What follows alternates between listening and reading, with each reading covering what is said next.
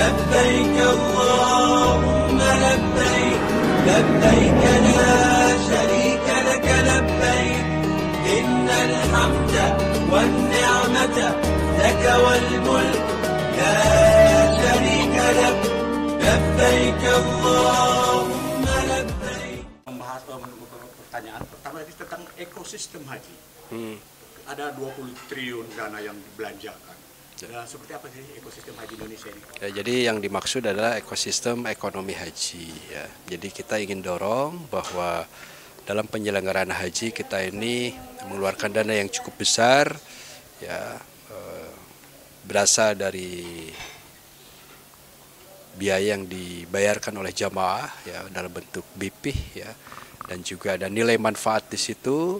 Nah, kita harapkan bahwa selain kita mengeluarkan biaya yang banyak, ada kesadaran baru di kalangan masyarakat, termasuk juga para pengusaha dari Indonesia untuk terlibat lebih jauh menopang penyelenggaraan haji di Tanah Suci, termasuk dalam penyelenggaraan penyiapan komoditas-komoditasnya, gitu. Jadi kira-kira seperti itu. Kalau Muhammadiyah terlibat dalam ekosistem haji tadi seperti apa?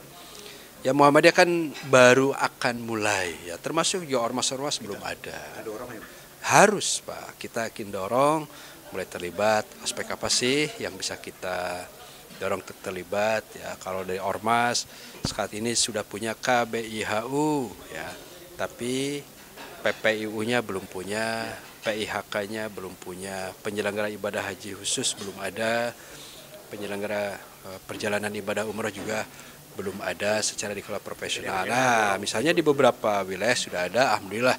Nah, ini tolong diperkuat dengan kebijakan, dengan kekompakan, dan juga warga persyarikatan. Kalau mau berumrah, ya inilah diantaranya travelnya, gitu loh.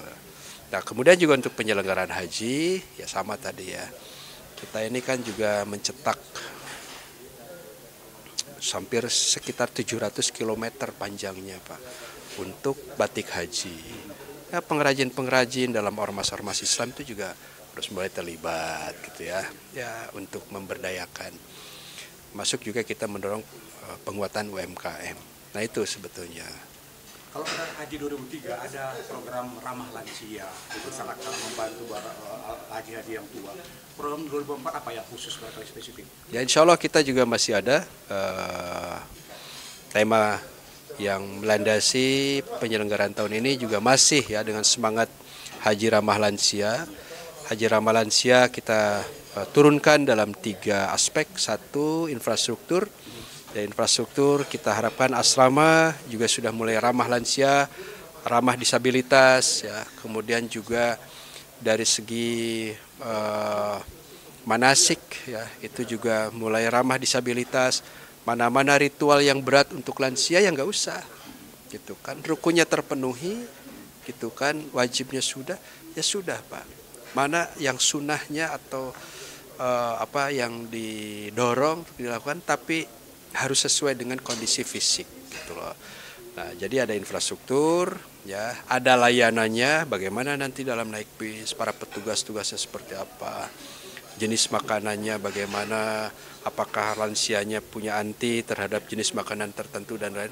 Dan yang ketiga, program dari mulai senamnya di tanah air, dari kemudian persiapannya, program di Tanah Suci, pendampingan pada saat di sana, program umrohnya yang sunnah mungkin ada konsepnya seperti apa, pada saat ngaji-ngaji atau pengajian taklim di dalam hotel bagaimana, senam pada saat masa musim haji seperti apa, senam peregangan, senam sambil duduk, dan lain-lain lah kegiatannya. Jadi kita buat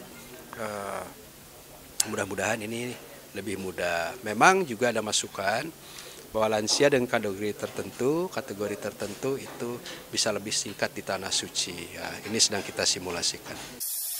لبيك اللهم لبيك لبيك لا شريك لك لبيك إن الحمد والنعمة لك والملك لا شريك لك لبيك اللهم